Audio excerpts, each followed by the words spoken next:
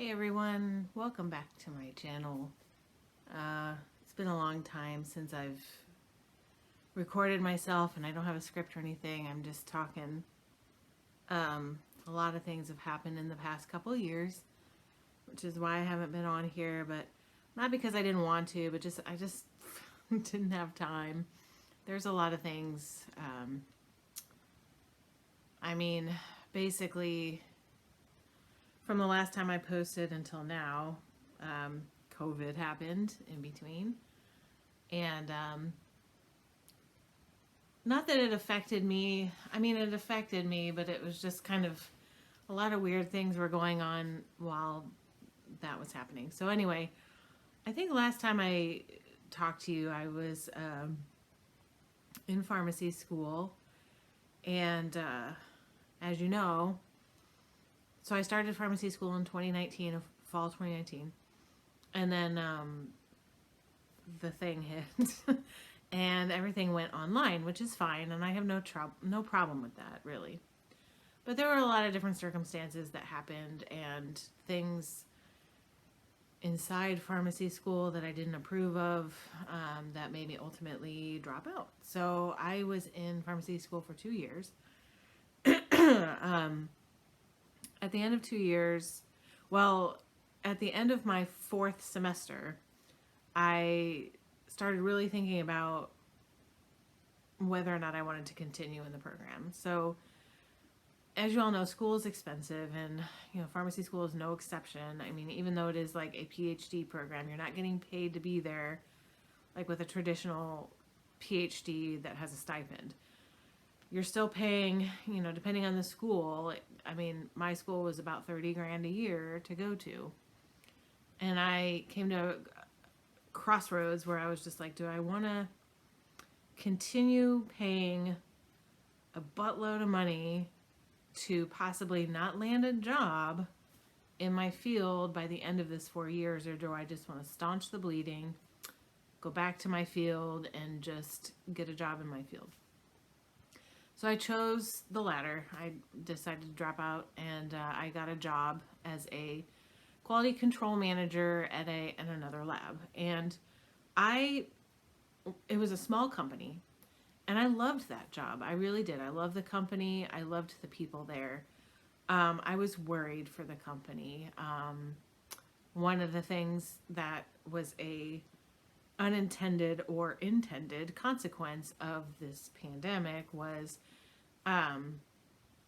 after everything settled down, then the FDA opened up and started doing a lot of their audits. So my company got hit pretty hard with an audit.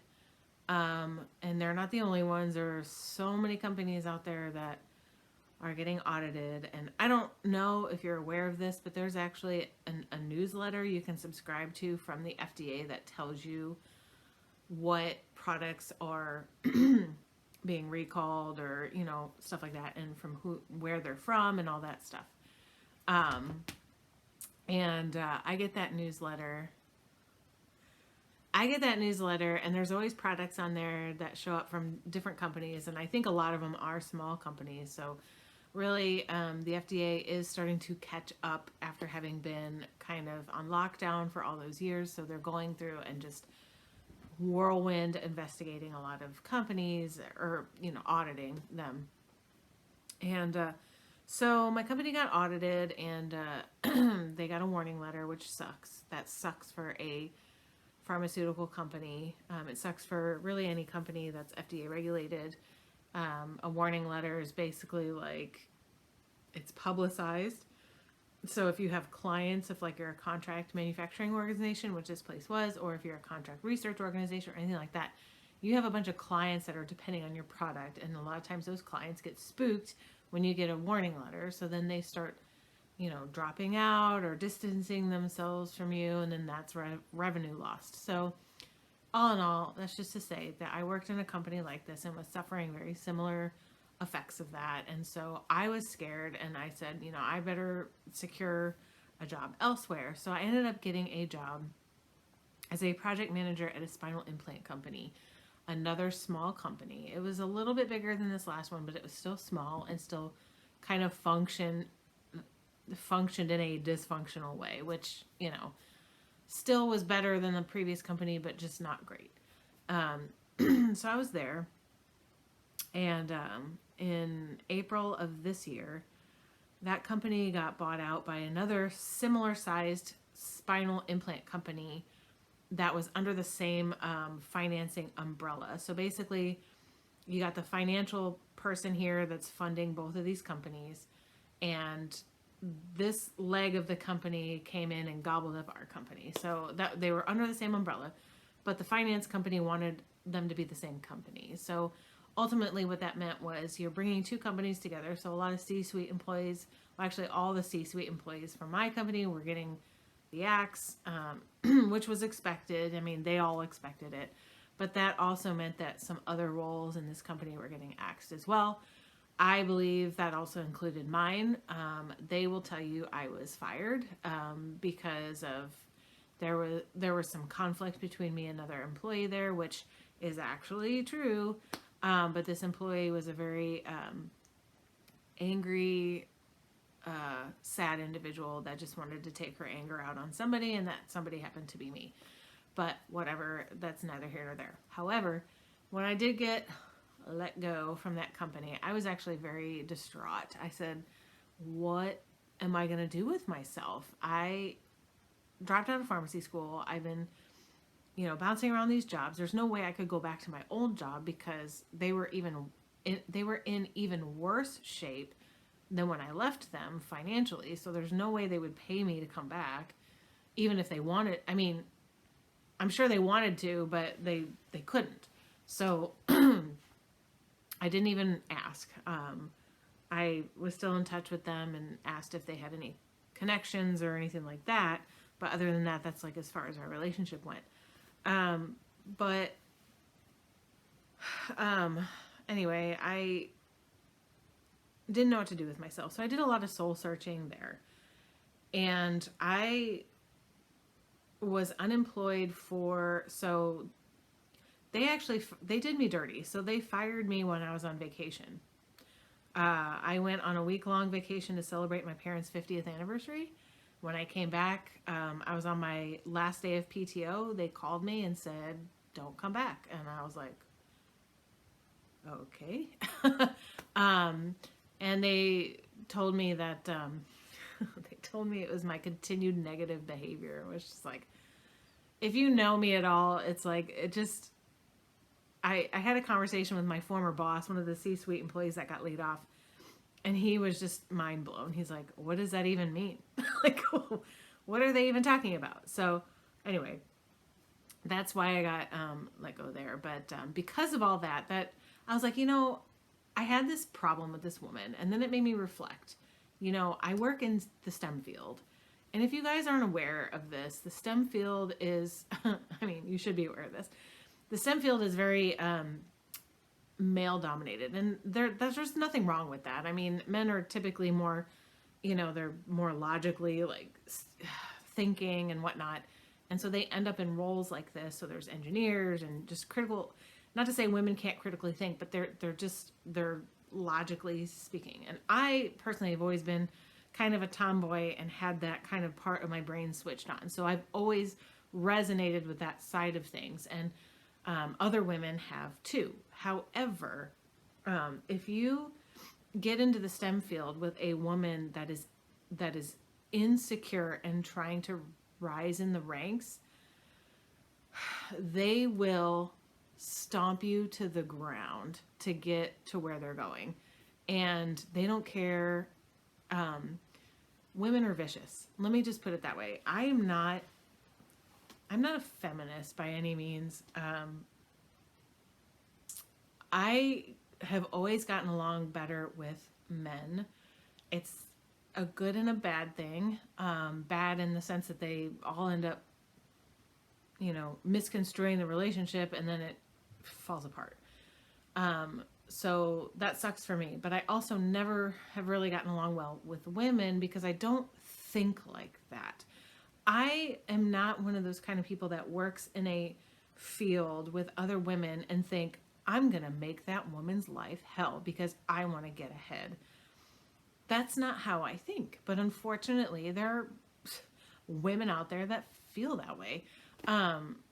Anyway, I'm going on kind of a weird rant, but I was going through some soul searching, and having been in the STEM field with other STEM women, and I'm not saying all of them are like this. Please do not think I'm saying all of them are like this. You get the random handful that are like this, but when you run into those people and you befriend them, they're not your real friends. They never are your friend. They look at your relationship as something that can benefit them in the short or long term. And then once your usefulness has outrun its course, they just get rid of you.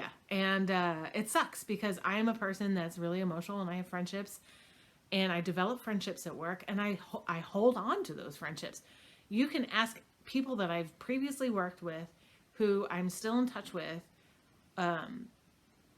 our relationship. You know, I stay in touch with people. I love people's company. You spend, 8 hours a day with these people, sometimes 9, 10, whatever, every day. It's natural that you're going to form friendships. And I know my husband is always like, don't trust anybody. You can't talk to anybody. That's a hard way to live, when you're spending so much time with these people.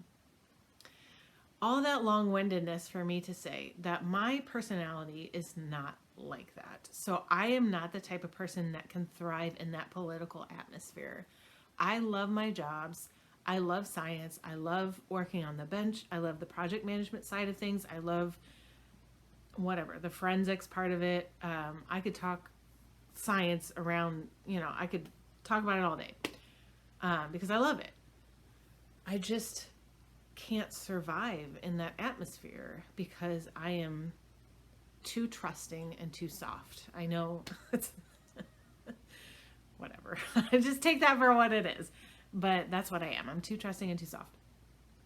And so when I got laid off from this one job, unfortunately, because of a woman,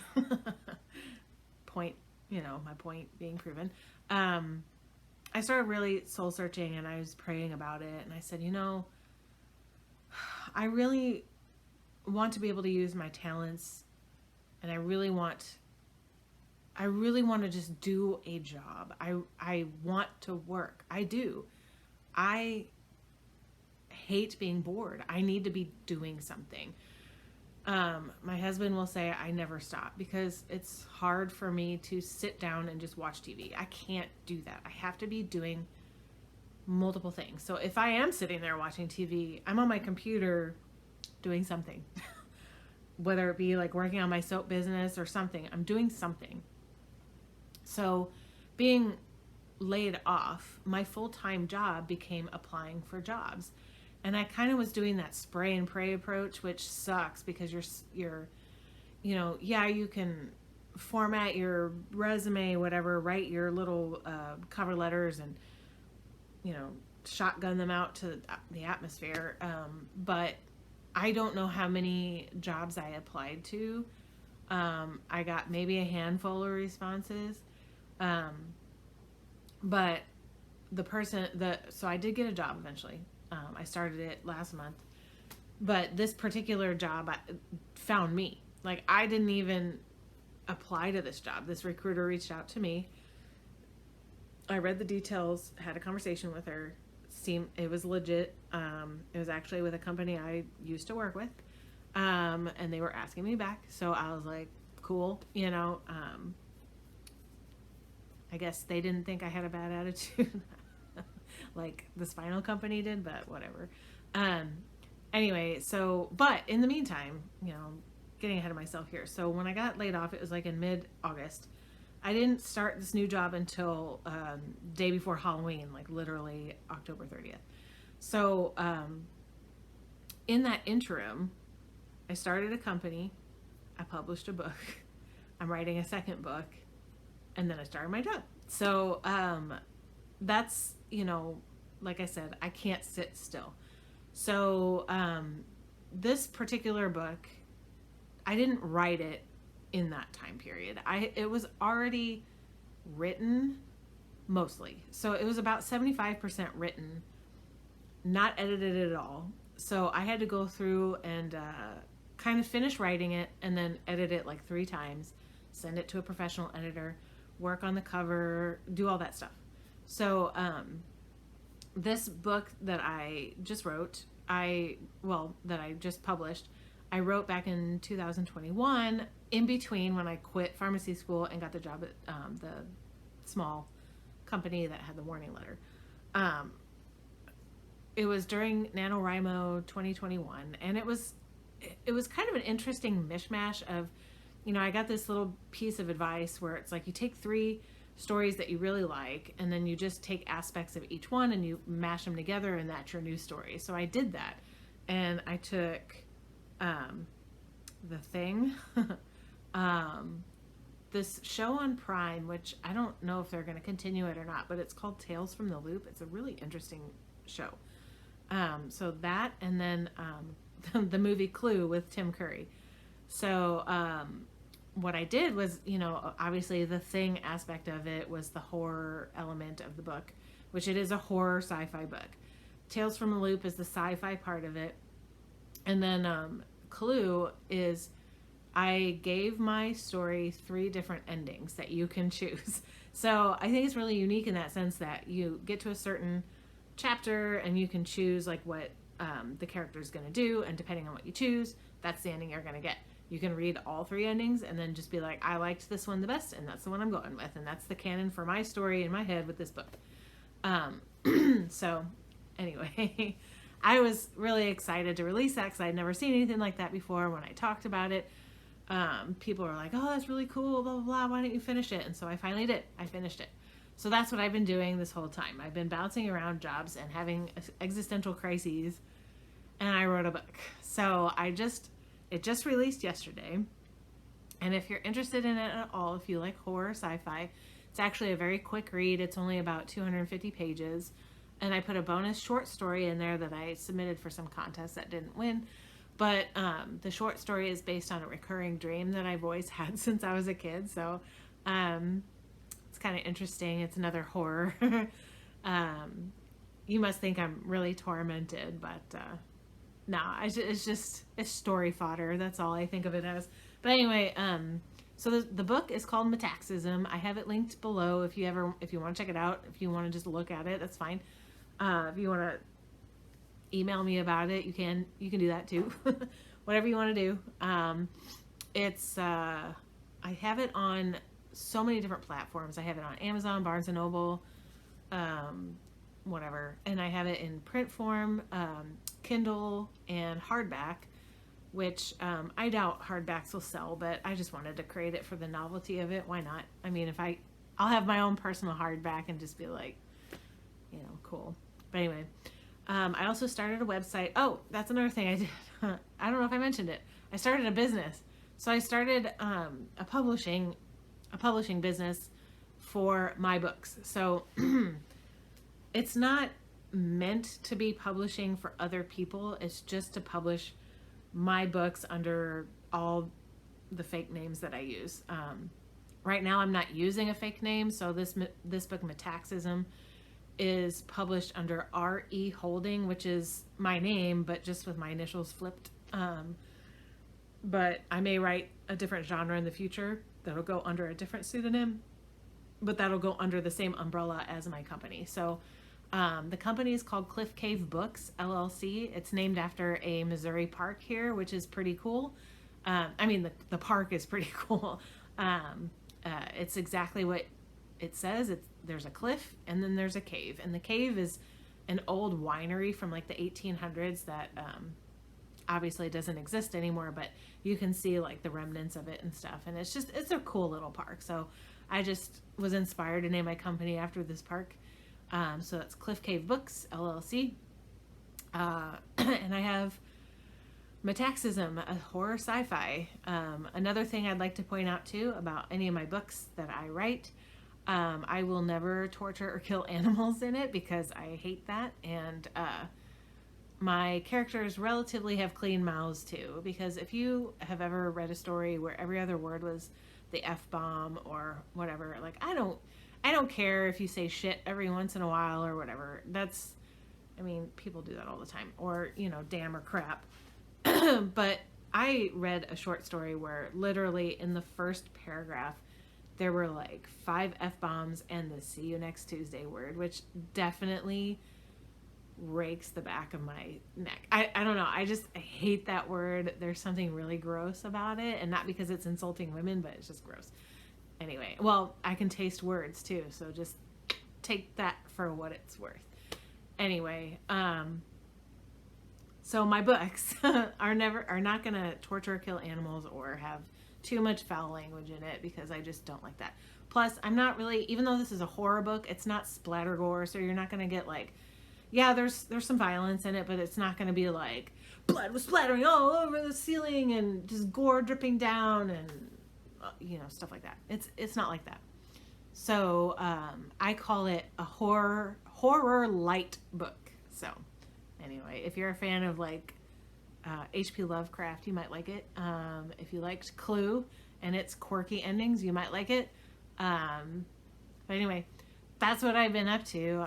I didn't mean for this video to be a plug for my book, but it was a big part of me for the past couple months while I was trying to figure out what I wanted to do with myself. So with that being said, I think me being let go from that job was really eye-opening for me, especially since I'm in my 40s now, and I'm just like, I am sick and tired of like bouncing around from job to job to job. I need something that I love to do and I can work at it and make a living doing it. And I'm starting that with this company. So I'm hoping that eventually I'll sell enough books to start making a living off it. But for now, I still have to work a full-time job, which I love my full-time job. My boss is awesome and it's work from home, which is amazing.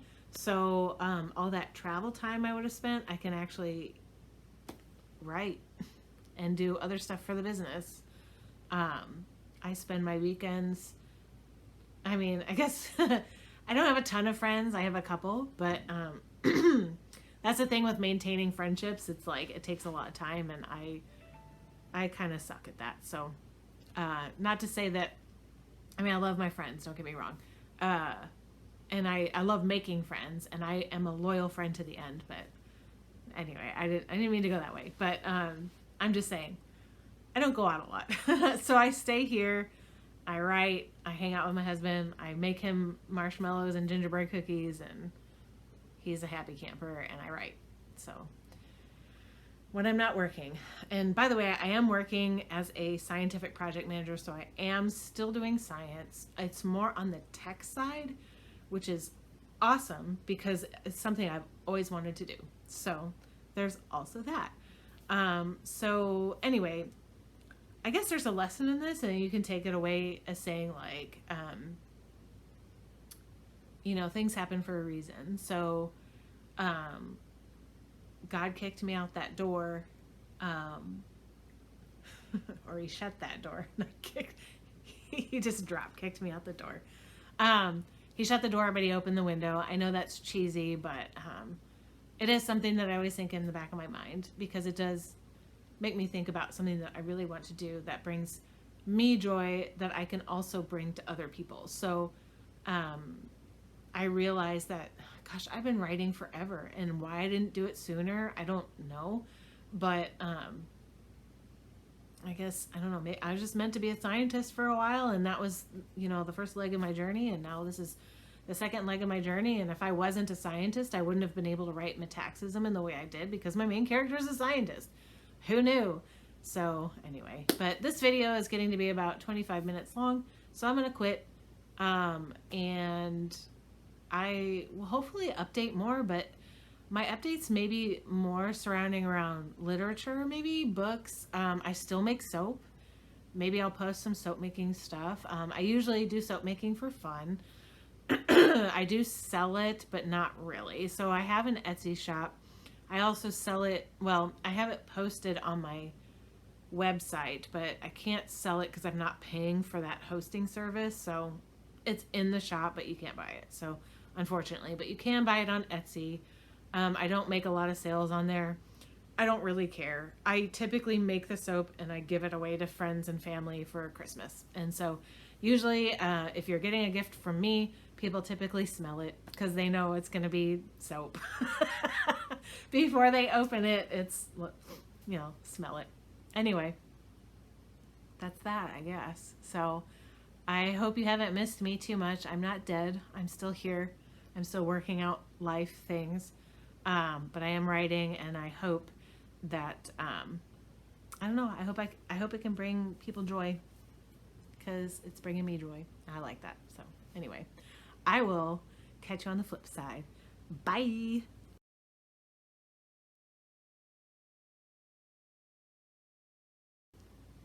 Products on there that companies